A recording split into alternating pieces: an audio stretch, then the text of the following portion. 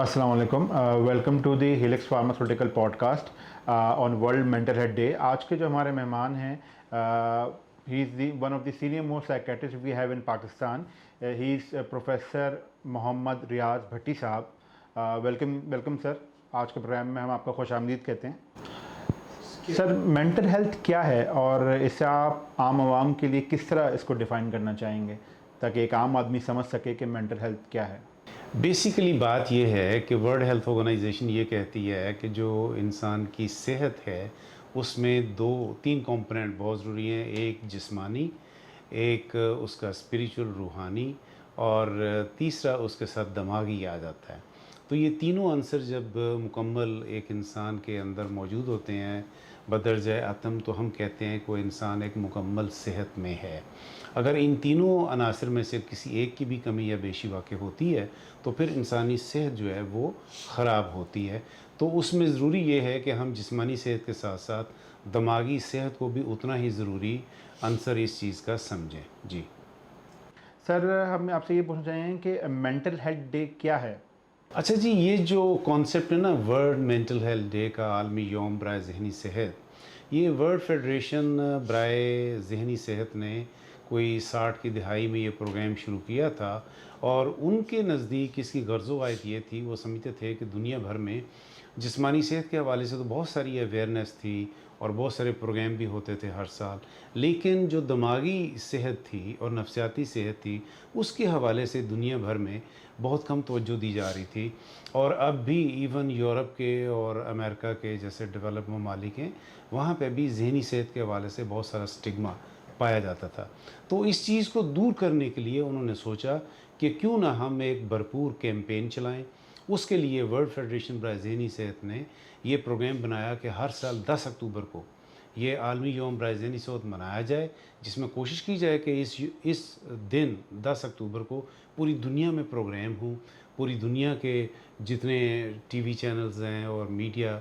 अनासर हैं उनको भी इस कैंपेन का हिस्सा बनाया जाए और इस हवाले से ज़हनी सेहत के हवाले से पब्लिक एट लार्ज के अंदर शऊर पैदा किया जाए और उनको आगाही दी जाए। ना सिर्फ पब्लिक बल्कि उनका फोकस ये भी था कि जो हुक्मरान लोग हैं जिनके हाथ में जिस्मानी सेहत या ज़हनी सेहत के हवाले से पॉलिसीज़ या प्रोग्राम बनाने हैं, उनको भी साथ लेके हम चलें ताकि वो भी इस बात पे अवेयर हों और वो समझें और सोचें कि जिस्मानी सेहत के साथ साथ दिमागी जो सेहत है उसके लिए भी उन्हें उतनी ही सहूलियात देनी हैं जितनी कि जिस्मानी सेहत। क्योंकि सेहत के अनासर में से दोनों कंपोनेंट में से अगर एक भी गायब है, जिस्मानी या दिमागी, तो इंसान की सेहत नामुकम्मल है और वो बीमारी की कैफियत में है, वो मुकम्मल तौर पर सेहतमंद नहीं है। लिहाजा इस दिन तो ख़ास तौर पे, लेकिन इससे कुछ अय्याम पहले और कुछ अय्याम बाद तक भी इस महीने में, ख़ास तौर पे अक्टूबर के महीने में दुनिया भर में या मुख्तलिफ़ जगहों पे ये प्रोग्राम्स होते रहते हैं। मुख्तलिफ़ इंस्टीट्यूट्स जो हैं, मुख्तलिफ़ इदारे जो हैं, मुख्तलिफ़ ज़हनी सेहत के जो मराकिज़ हैं वो इस प्रोग्राम को लेके चलते हैं और ये हम प्रोग्राम आगे बढ़ाते हैं सिर्फ पब्लिक एट लार्ज के अंदर शऊर पैदा करने के लिए ज़हनी अमराज के हवाले से। सर, हम आपसे ये पूछना चाहेंगे कि जहनी अमराज जो हैं वो कितने इकसाम के हैं और आपके पास सबसे ज़्यादा जहनी अमराज के कौन से मरीज़ रिपोर्ट होते हैं? देखिए जी, इवन दुनिया भर में जैसे डिप्रेशन जो है वो आलमी आबादी का नंबर 1 मसला तकरीबन है इस वक्त। अगर हम लें ओवरऑल तो वर्ल्ड हेल्थ ऑर्गेनाइजेशन ये कहती है कि जो दिल के अमराज हैं वो सर फहरिस्त हैं, लेकिन 2025 तक हमें उम्मीद है और यही नज़र आ रहा है जो मौजूदा स्टेटिस्टिक्स हैं कि जो डिप्रेशन का आंसर है ये दुनिया भर में इवन दिल के अमराज से भी ज़्यादा हो जाएगा। लिहाजा आप ये समझिए कि जो ज़हनी अमराज हैं वो आलमी आबादी का सबसे बड़ा मसला अब भी हैं और आने वाले दिनों में इसमें और ज़्यादा शिद्दत या तेज़ी आ जाएगी। अब डिप्रेशन के अलावा जैसे एंग्जाइटी डिसऑर्डर्स हैं जिसके मुख्तलिफ़ कंपोनेंट्स हैं, उसमें एक ये है कि OCD, ऑब्सेसिव कंपल्सिव डिसऑर्डर, जिसको हम कहते हैं कि वस्व और वहम। अब ये जो वस्व और वहम है, हमारे यहाँ अक्सर लोग कहते हैं कि जी वहम का इलाज तो हकीम लुकमान के पास में नहीं था। हाँ, उस ज़माने में नहीं था, लेकिन उस ज़माने में और आज के ज़माने में बहुत सारा साइंटिफिक प्रोग्रेस हो चुकी, तरक्की हो चुकी और बहुत सारी चीज़ें जो उस वक्त नहीं थी अब मौजूद हैं। तो लिहाजा अब ये भी हम कह सकते हैं कि इस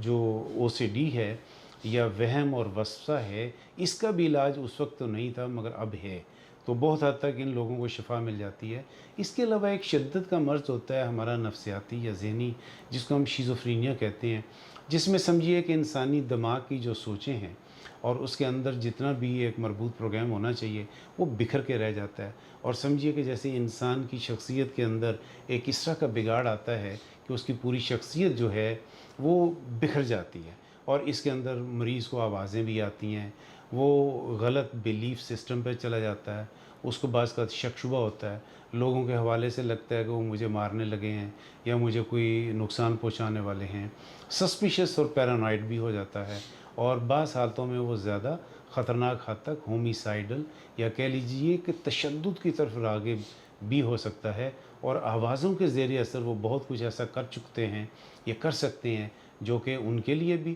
گھر والوں کے لیے بھی، اور سوسائٹی ایٹ لارج کے لیے بھی خطرناک چیز ہو سکتی ہے۔ اس کے علاوہ آپ جیسے سنتے ہوں گے ہر روز اخبارات میں، یہ جو ڈرگ ایڈکشن کا مسئلہ ہے، منشیات کا مسئلہ، یہ بھی سر فہرست ہے۔ اب یہ بہاولپور یونیورسٹی کا واقعہ تھا جس میں آئس کا جو نشہ ہے یہ سر فہرست ہے، اور اس کا بہت بڑا عمل دخل ہے، تو بدنصیبی سے ہمارے تعلیمی اداروں تک بھی امراض پہنچ چکے ہیں،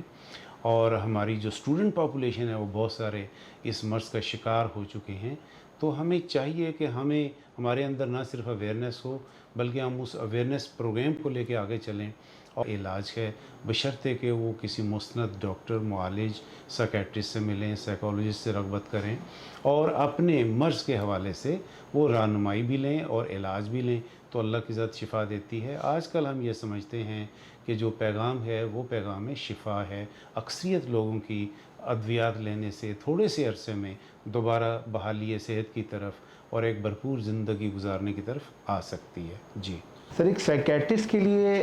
کتنا ضروری ہے مریض کی کاؤنسلنگ کرنا؟ کیونکہ سر جو ہم نے آبزرو کیا ہے، سائیکیٹرسٹ وہ واحد ایسے ڈاکٹر ہیں جو پیشنٹ کو سب سے زیادہ ٹائم دیتے ہیں، تو سر اس کا کیا رول ہے کاؤنسلنگ کا مریض کے علاج میں؟ دیکھیں جی، اصل بات تو یہ ہے کہ لوگ جیسے کہتے ہیں کہ اگر ڈاکٹر یا معالج وہ مریض کی بات ہی آرام سے سن لے تو اس کا آدھا مرض دور ہو سکتا ہے۔ اب یہی چیز کاؤنسلنگ ہے۔ کاؤنسلنگ کا مطلب یہ ہے کہ آپ ریسیپٹیو ہیں، آپ اپنے آنکھیں اور کان اور دماغ کھلا رکھیں، مریض کی جو باتیں ہیں آپ ان کو بھرپور طریقے سے سنیں بھی، اور کوشش کریں کہ اس کو یہ پیغام ملے کہ یہ شخص جو ہے یہ میرا ہمدرد ہے، یہ چاہتا ہے کہ میری اس مصیبت کو کم کر سکے اور میری کو بہتر رہنمائی کر سکے۔ تو جب اس کو اس طرح کا دلجوئی کا پیغام ملتا ہے معالج سے، تو یہی کاؤنسلنگ ہے کہ آپ آرام سے پیار سے بٹھا کے اس کو بات چیت کے ذریعے تھوڑا سمجھانے بجھانے کی طرف لے کے آئیں، جو اس کا مرض ہے اس کی نوعیت اس کو سمجھائیں، اس کی جو علامات کیوں اور کیسے بنتی ہیں اور اس کا کیا علاج ہے اور کتنی دیر میں وہ شفا یاب ہوگا اور کتنی دیر اس کو علاج جاری رکھنا چاہیے تاکہ وہ مکمل طور پہ شفا یاب ہو جائے۔ وگرنہ ہمارے مریضوں میں یہ بھی کانسیپٹ ہے، وہ سمجھتے ہیں کہ اگر 2-4 ہفتے میں علاج سے فرق پڑ گیا تو ہم ٹھیک ہو گئے، وہ سب کچھ چھوڑ چھاڑ کے ادویات بیٹھ جاتے ہیں۔ اب وقت سے پہلے جب وہ ادویات چھوڑتے ہیں تو ہمارے جو سیکیٹری کے نفسیاتی امراض کے کچھ سلسلہ ہے وہ ریکرنس کا یا لوٹ کر آنے کا ہوتا ہے، تو وہ مرض پھر واپس آ جاتا ہے، ریلیپس ہو جاتا ہے پیشنٹ کو۔ تو ہم چاہتے ہیں کہ اس کو ریلیپس نہ ہو بلکہ وہ بھرپور شفا پائے اور مکمل طور پہ صحت یاب ہو جائے، جو کہ آج کل کے زمانے میں پاسبل ہے۔ اگرچہ یہ علاج جو ہے یہ چند دن یا چند ہفتوں کا نہیں، کم از کم چند مہینوں کا، 9-10 مہینے یا 1 سال تک بھرپور علاج ہونے سے چانسز ہوتے ہیں کہ مرض جو ہے وہ مکمل طور پہ غائب ہو جائے۔ سر، انزائٹی اور ڈپریشن میں کیا فرق ہے؟ کیونکہ میری ابھی بھی کافی لوگوں سے بات ہوتی ہے، وہ یہی کہتے ہیں، مطلب جو مجھے اندازہ ہوتا ہے کہ وہ یہ سمجھتے ہیں کہ انزائٹی اور ڈپریشن ایک ہی چیز ہے۔ دیکھیں جی، بنیادی طور پہ تو یہ انٹرچینجیبل ہیں کہ آپ کو انگزائٹی بھی ہو سکتی ہے اور ڈپریشن بھی ایک ہی وقت میں ہو سکتی ہے، لیکن ایسا بھی ہے کہ جو ہم سمجھتے ہیں کہ موڈ یا مزاج کے حوالے سے علامات ہیں وہ ان دونوں میں تمیز کراتی ہیں۔ انگزائٹی کے مرض میں یا مریض میں زیادہ تر جو اس کو بے چینی، اضطراب ہوتا ہے اور ایک انجانا سا ڈر یا خوف یہ سامنے آتا ہے، اور اس کی دل کی دھڑکن تیز ہوتی ہے۔ کچھ جسمانی علامات ہیں معدے میں، جیسے کہتے ہیں نا کہ بٹر فلائز، کہ جی گھبراہٹ سی ہوتی ہے، اور جسمانی طور پہ وہ سمجھتا ہے کہ جیسے سنسناہٹ ہے یا پرسکون نہیں ہے میرا جسم، تو بے آرامی کسی کیفیت محسوس کرتا ہے۔ لیکن ڈپریشن کے مرض میں چونکہ یہ موڈ یا مزاج کی بیماری ہے زیادہ تر، تو اس میں 3 بنیادی علامات بنتی ہیں۔ پہلی مرکزی علامت یہ ہوتی ہے کہ بندے کو مزاج جو ہے یا موڈ جو ہے وہ بلا وجہ اداس، پریشان، بجھا بجھا ہو جاتا ہے۔ دوسرا یہ ہوتا ہے کہ اس کو لگتا ہے کہ میرے جسم میں انرجی نام کی جو چیز تھی وہ ختم ہو چکی، لہٰذا اب اس کا جسم بے جان، کمزور، نحیف، اور اس کو لگتا ہے کہ ہر وقت تھکن تھکاوٹ کا سا احساس۔ اور تیسری جو بڑی علامت ہے اس میں وہ یہ ہے کہ اس کے دل اور دماغ پہ جو خوشی کی حس ہوتی ہے وہ غائب ہو جاتی ہے، لہٰذا لطف اندوزی ختم ہوگی زندگی میں۔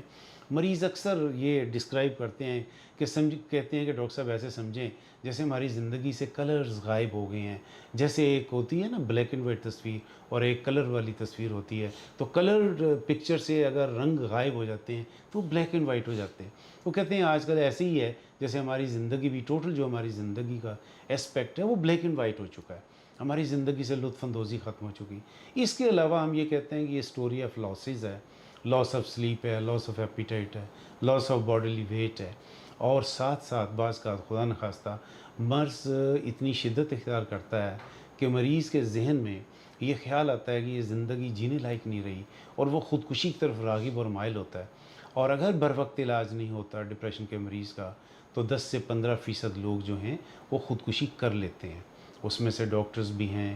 وکلاء بھی ہیں، اور پڑھے لکھے حضرات بھی ہو سکتے ہیں، اسٹوڈنٹس بھی ہیں، عام سوسائٹی کے